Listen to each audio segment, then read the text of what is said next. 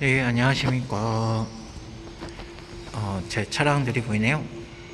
이쪽은, 제가 소개드렸던 C클래스 W204고요. 이거는 제가 가장 좋아하는 차, 폭스바겐 CC입니다. 두 차 제 차고요. 중고 수입차 좀 관심 있으신 분들은 제 글 아마 많이 보셨을 거예요. 둘 다 12년식이고요. 일단 CC부터 한번 보여드릴게요. 흰색이고요. 지금 상태는 좋습니다. 제가 스티커를 좋아해가지고 예, 좀 양카 느낌이 나죠. 이거는 제가 그냥 직접 랩핑한 거고요. 얘가 이제 글라스로 돼 있어가지고 예, 좀 갈라져요. 고질병이에요. 그래서 제가 이렇게 좀 해놨어요. 여기도 마찬가지고요. 예. 그리고 이 차도 여기다 글라스인데 예, 여기는 고질병이 아니더라고요. 예. 한번 열어볼게요. 예. 키는 주머니에 있습니다. 예. 스마트 키고요. 날씨가 오늘도 엄청 춥네요. 네. 이렇게 보시면, 보이실려나?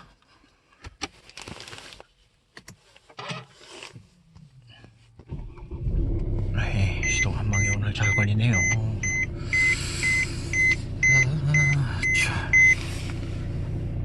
W204 12년식이고요. 디젤입니다.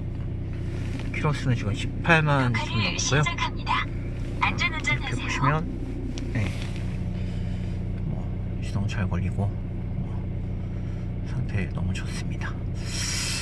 여기 수입차 이렇게 타신다 그럴 때 너무 이렇게 수리비 같은 거 걱정하시고 이렇게 좀 걱정하시는데 저는 여태까지 이렇게 큰 수리비 만들어 온 것 같아요. CC도 제가 여기 있네요. 여기 보시면 이렇게 제가 항상 키는 벤츠에다가 같이 놔둡니다. 예, 나갈 때 제가 어떤 차를 타고 나갈지 고민하는 편이라 근데 요즘은 C클래스를 많이 타요. CC도 많이 타는데 CC는 좀 일하러 갈 때 현장 갈 때 좀 많이 타고 다니고요. 왜냐면 좀 장거리들을 좀 많이 뛰니까 좀 편안한 차를 좀 제가 선호하고 좀 옵션이 많아요. 제가 옵션도 많고 그래가지고 CC를 좀 장거리 때 좀 많이 타는 편이고 가까운 거리나 좀 이렇게 어떻게 돌아다닐 때는 C클래스를 좀 많이 타고 있습니다. 520는 지하 2층에 있고요. 보시면 별거 없습니다. 보시면 제 C클래스 되게 마음에 들었던 부분은 일단 메모리 시트하고 전동 시트는 당연히 있고요. 그 다음에 제일 중요한 부분이 그 핸들 조절하는 거 있죠. 핸들 이제 각도 조절하는 게 자동입니다. 이게 보이실지 모르겠는데 자동이에요.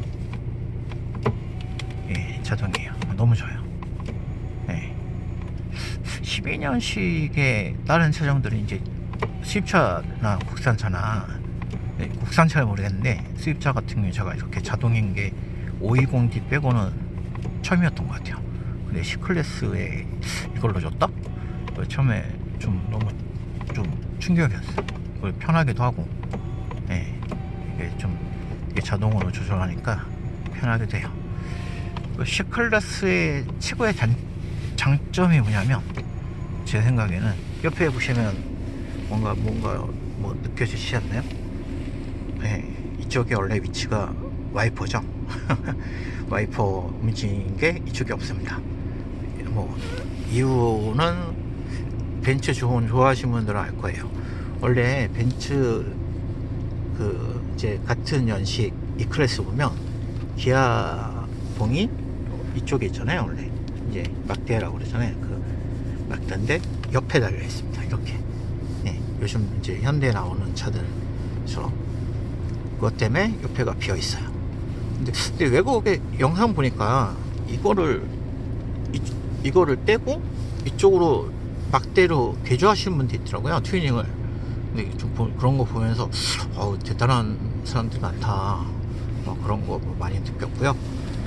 보시면 이렇게 실내는 이렇게 별로 없어요. 그렇게 특이한 건 없고, 좋은 거는 하나 있어요. 이게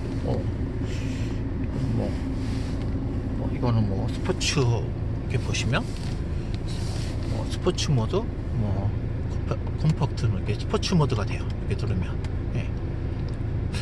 벤츠는 이렇게 맞아요. 제가 영상, 참고 영상에 이렇게 알려드렸다시피 2단 출발이에요, 무조건. 예. 옛날에 쌍용차, 무쏘, 코란도 그거 타신 분들은 알겠지만 2단 출발이에요. 그래서 이렇게 가끔 보시면 스포츠 모드로 출발, 하루에 이렇게 좀, 저는 스포츠 모드로 잘 타는데, 타시면 이렇게 좀 미션 충격이라든지 그런 게 좀 많이 사라져요. 그리고 오일 같은 거 관리 잘 하시고요. 그 다음에 와이퍼는 이쪽에 있습니다. 이쪽에 옆에 보면 이렇게 움직이면 와이퍼가 움직입니다. 깜빡이랑 같이 이렇게 보시면 깜빡이랑 같이 사용돼요. 와이퍼는 이렇게 움직이면 와이퍼가 움직입니다. 와이퍼도 당연히 오토고요. 예. 그리고 가운데 이렇게 누르면 이렇게 보시면 워셔액이 나옵니다. 예. 이렇게 누르면 워셔액이 나오고요. 세차했는데. 그리고 이거는 크루즈죠. 크루즈인데 신기한 게 이렇게 누르면 정속주행 장치가 있잖아요. 이게 크루즈라고 그러잖아요. 이거를 밑으로 눌러주면요, 불이 표시가 돼요. 불이 표시가 되는데, 이게 뭐냐면 속도 제한입니다. 예, 제한 속도. 이렇게 걸어 놓으면요, 제가 아무리 밟아도 80 이상 안 올라와요. 예, 이렇게 세팅해 놓는 거예요. 이렇게 누르면. 근데 해제하고 싶으면 다시 이렇게 누르시면 되고요. 이거는 되게 괜찮더라고요. 이렇게 눌러놓고 제가 제한 속도를 누르면 80km 이렇게 해놓으면 아무리 때려 밟아도 80km 이상 안 달리게 됩니다. 요즘 차들은 이렇게 알아서 쓰고 그러지만, 옛날 한 10년 넘은 차다 보니까 아무래도 좀 그런 게 있죠. 버튼료도 보시면 다른 차랑 좀 이게 다른 게 있을 거예요. 이게 뭐냐면 이제 버튼이 원래 검은색이거든요. 플라스틱인데 제가 위에 은색으로, 이게 화면이 좀 안 좋네. 이제 좀 0점이 잡히나? 이렇게 좀 튜닝을 했어요. 알리에서 팔아요. 이렇게 세트로 이렇게 핸들 이렇게 이런 식으로 버튼 이렇게 붙이는 거 있어요. 이런 식으로 이게 많이 까져요. 그래가지고 이렇게 보시면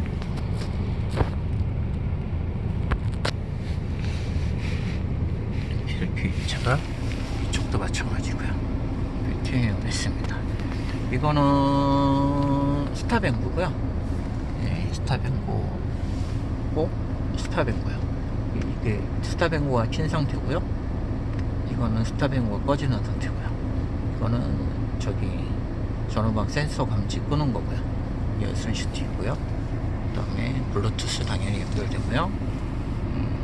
그 다음에 또 이것도 제가 알리에서 10,000원 주고 사가지고, 빨간색으로, 열창전에 빨간색으로 이렇게 좀 띄워놨습니다.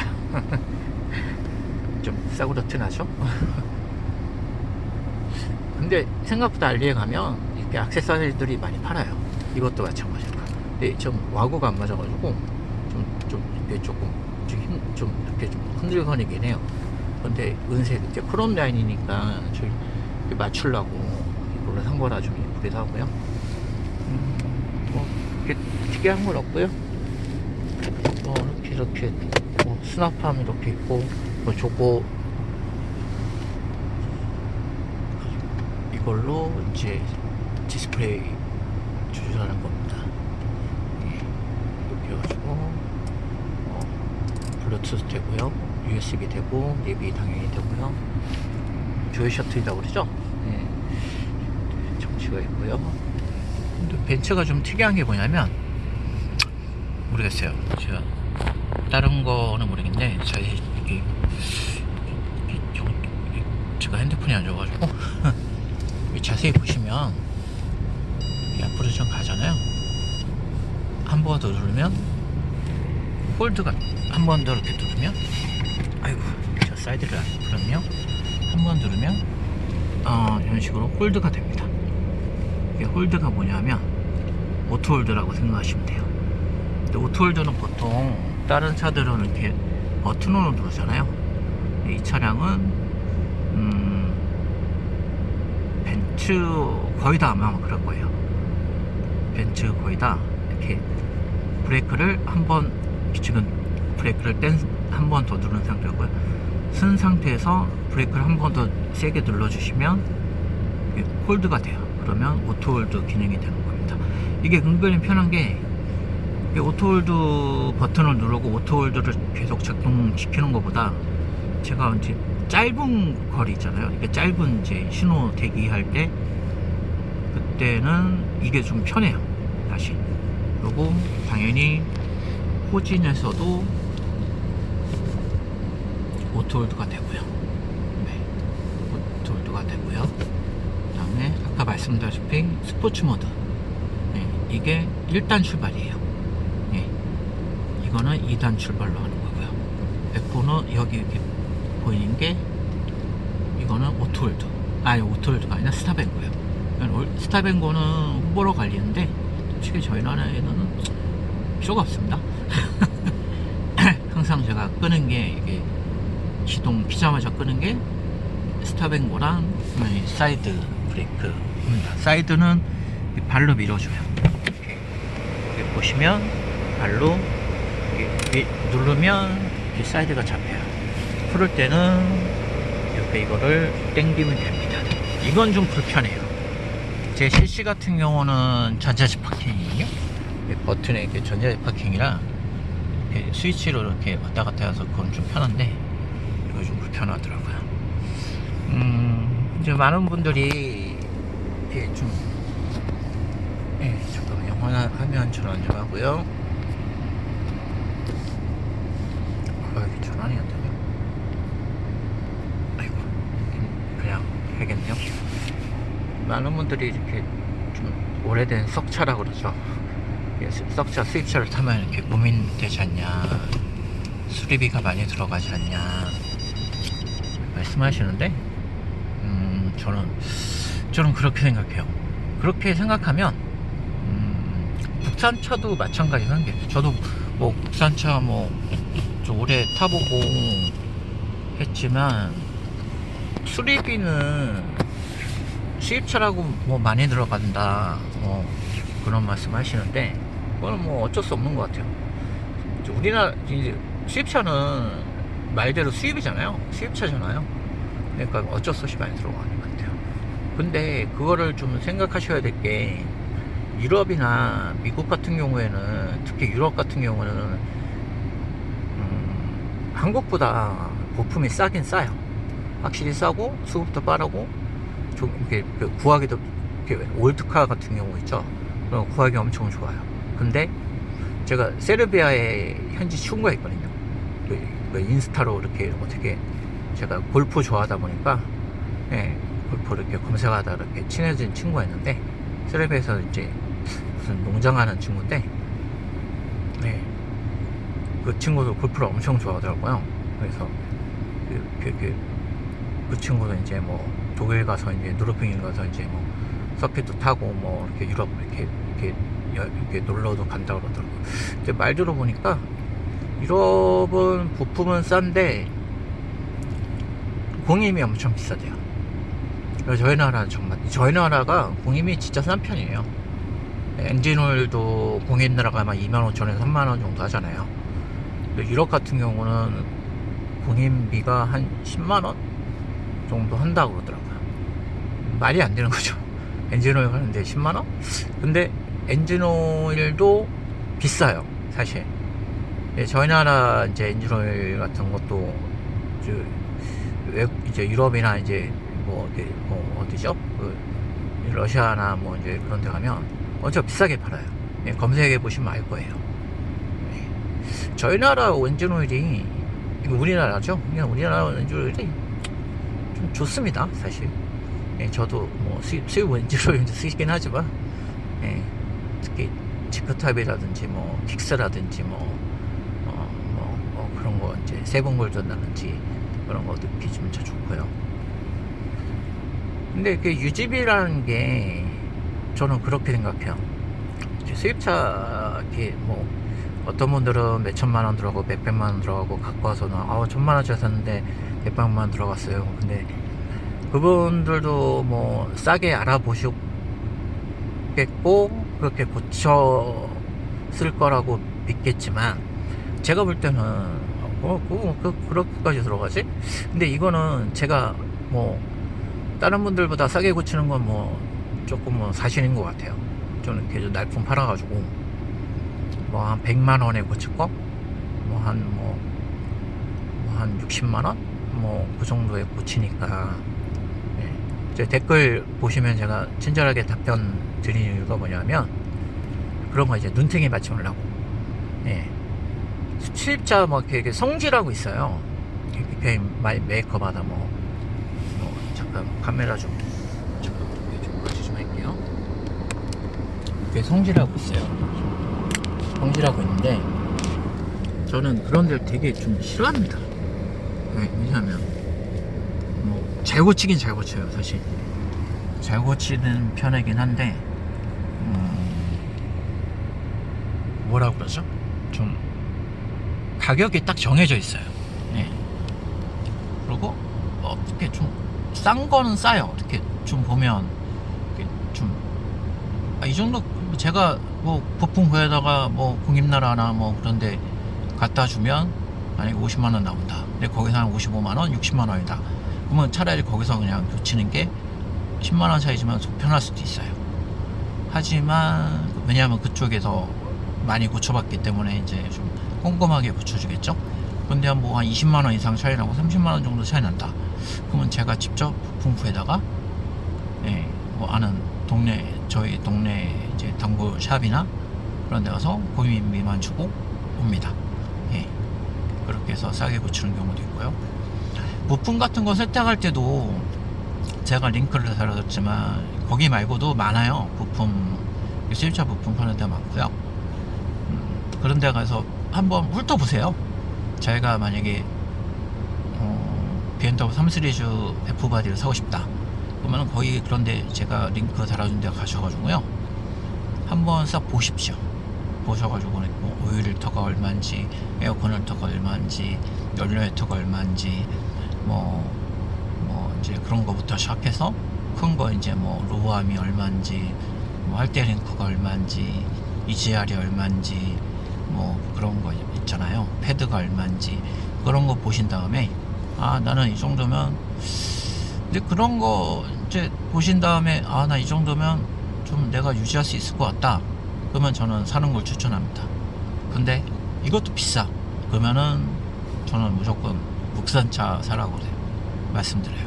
근데 국산차도 이렇게 비교해보면 좀 수입차가 맞아요. 부품 비싸긴 한데 생각보다 이제 저도 깜짝 놀란 게, 옛날에는 모르겠는데 요즘 이렇게 몇 년 전부터는 이게 좀 수입차 부품들이 많이 싸졌어요.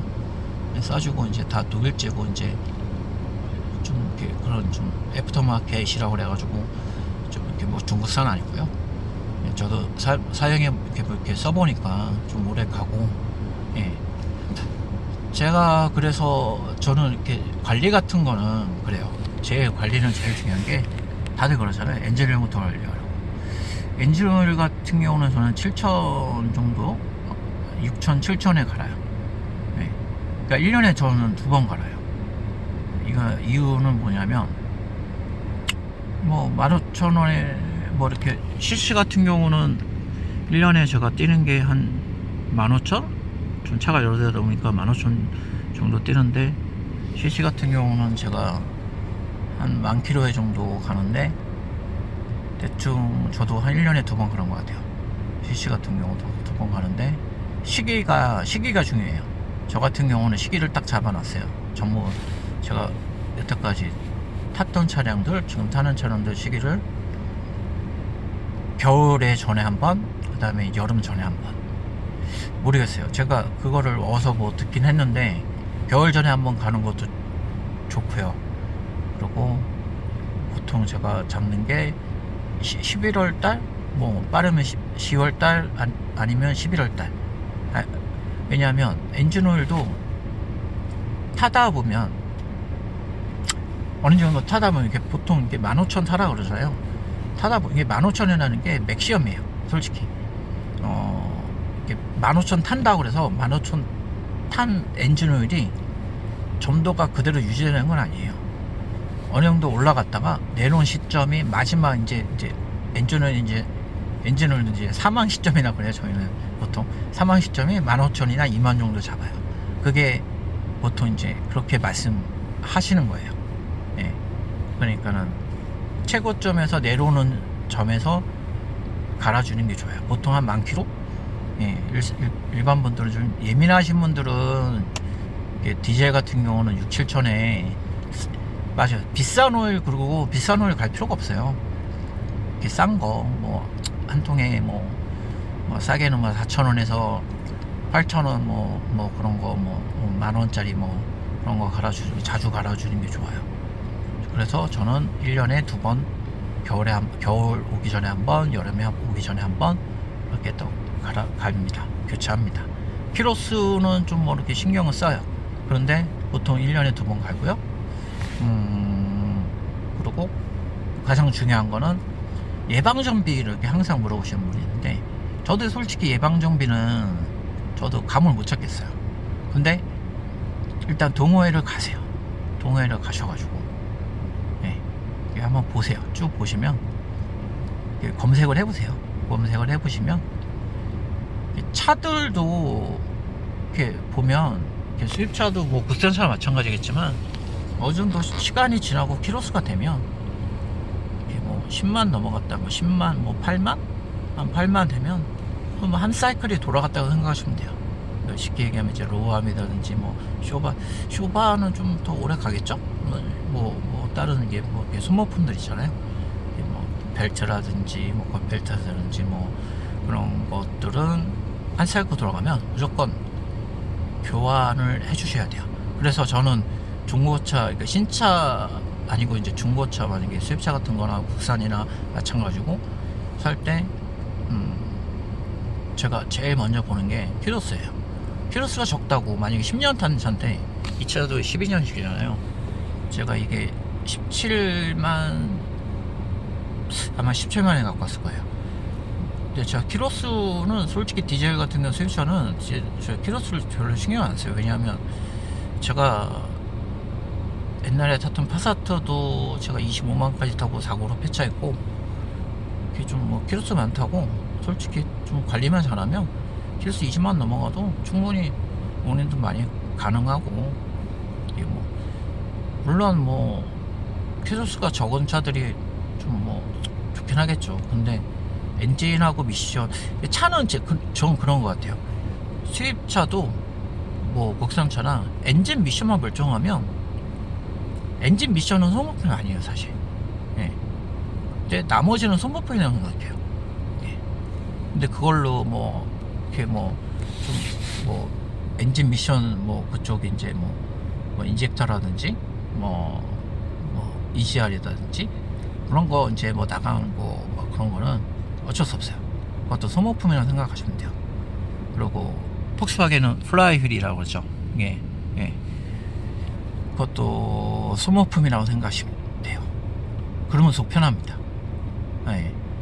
엔진 미션 뭐 이렇게 멀쩡하면 소모품 갈아주는 건 어쩔 수 없어요. 20만 넘으면 타실 거면 이렇게 소모품 한 3번씩 이게 뭐 로암 하체 털이라고 그러죠.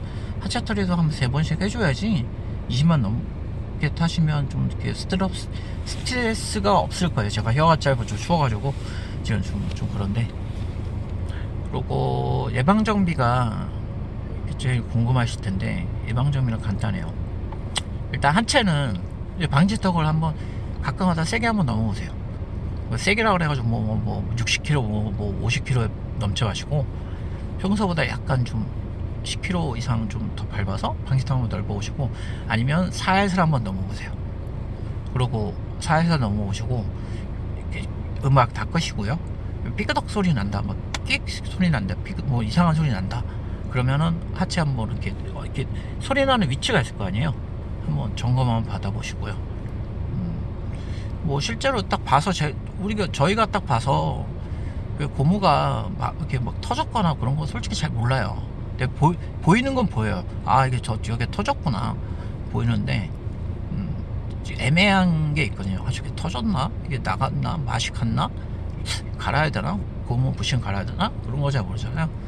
그러면은 한번 점검을 받아보세요. 이게 좀 카센터 가서 이게 소리가 나는데 삐덕거리는데 한번 좀 봐달라고 그러세요. 그러면 아마 이렇게 얘기해 주실 거예요. 그러면은 뭐 이렇게 얘기 듣고, 만약에 거기서 이제 뭐 견적을 뽑아줄 거예요. 견적을 뽑아달라고 그러세요. 근데 만약에 견적이 한 70만 원 나왔다 그러면은 한번 돌아오십시오. 예약하고 오겠습니다. 그리고 어차피 그 사람들도, 수입자 같은 경우는, 수입자 삽들도 그런 이제 뭐 엔진오일 뭐 그런 거는 모르겠지만, 필터 같은 건 모르겠지만, 하체나 뭐 다른 문제 이전 뭐 그런 거는 안 갖고 있어요. 왜냐하면 항상 이렇게 제가 말씀드리는 게 있는데, 다른 분들한테 이렇게 많이 교환을 하는 업체들이 있잖아요. 그러니까 성질하고 그런 데 빼고는 거의 없어요. 그분들도 저희처럼 인터넷에서 구매하거나 아니면 이렇게 수입자 전문 이제 그 부품 파는 데 이게 거래처가 있을 거 아니에요. 그래서 주문해요. 그래서 다음 나와요. 그래서 이제 고쳐주세요. 저희랑 똑같은 거예요. 저희도 오늘 제가 지금 12시인데 지금 교체를 하면, 제가 부품 주문하면 다음 나와요. 그러면 다음 날 고치면 됩니다. 똑같은 거예요. 근데 그분들은 그 부품 공개를 안 하겠죠. 어떤 부품을 쓰는지도 모르겠고, 예, 근데 좀 비싸기도 할 거예요. 좀 붙여서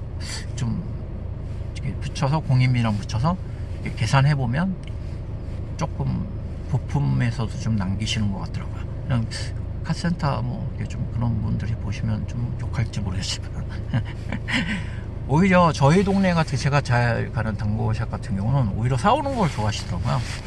그러면 자기들 이제 시키고 뭐 그러니까 귀찮으니까 갖고 오면, 저는 이제 저 같은 경우는 팁 하나 드리자면, 당장 급한 거 아니면 일단은 하체 털이 하실 거면 이렇게 로아이든지 뭐 할테딩크라든지 그런 것 전부 다 삽니다. 그 다음에 엔진오일 교환 시기가 됐다. 엔진오일도 다 사요. 뭐 또 미션오일도 교환하고 싶어. 그럼 미션오일도 다 삽니다.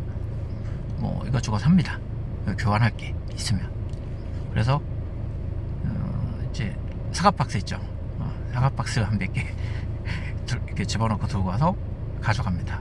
가져가서 가서 쇼부를 보는 거죠. 저 같은 경우는 이렇게 쇼부를 봐요. 만약에 이제 다 가져갔는데 공인비 이렇게 계산을 할 거 아니에요, 그분도. 그러면은 뭐 70만 원이다. 그럼 거기서 좀 깎습니다. 한 10만 원 정도 깎고. 근데 제가 따로따로 만약에 공인나라 가서 뭐 따로따로 이렇게, 공인나라는 정찰제라 어쩔 수 없어요. 뭐 엔진은 얼마, 뭐 쇼버 얼마, 뭐 미션 얼마, 그래서 깎을 수가 없는데, 단골샵 같은데 이렇게 좀 잡아놓으시면, 이렇게 좀 친해지시면 좀 깎을 수 있는 데도 있을 거예요. 아니면 저한테 연락하시면 저희 동네 오십시오.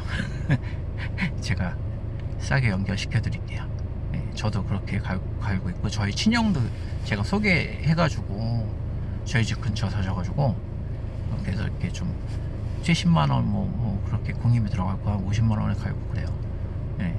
근데 그분들도 좋은 게 뭐냐면, 그리고 그 대신 저 같은 경우는 좀 양해로 구하는 게 아니라 그분한테 좀 이렇게 좀 뭐라 그러죠? 하루를 맡겨요.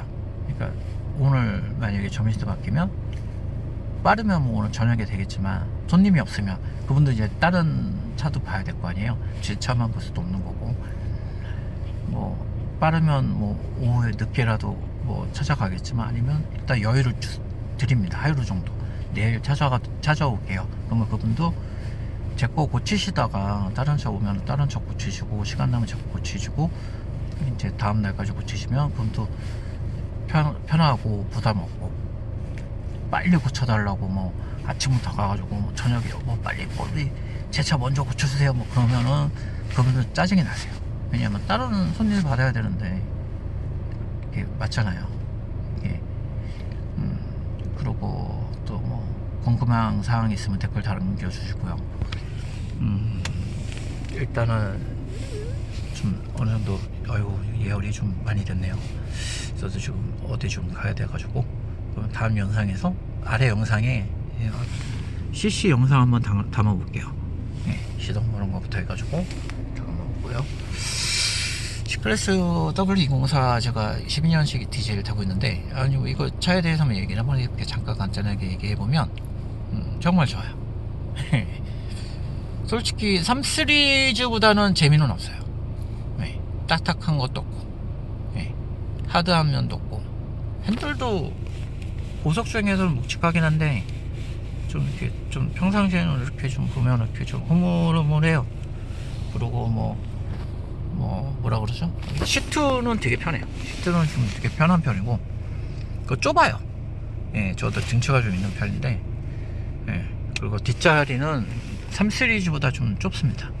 예, 솔직히 말씀드리면 만약에 혼자 타신다, 이제 여자친구랑 같이 타신다, 두 명이 탄다 그러면 같은 모델 쿠페를 사세요. 돈이 좀 가격대는 좀 비쌀 거예요. 근데 쿠페를 영상을 제가 올려드리는 게 있을 거예요. 쿠페가 훨씬 나요. 네, 앞자리가 넉넉하고요.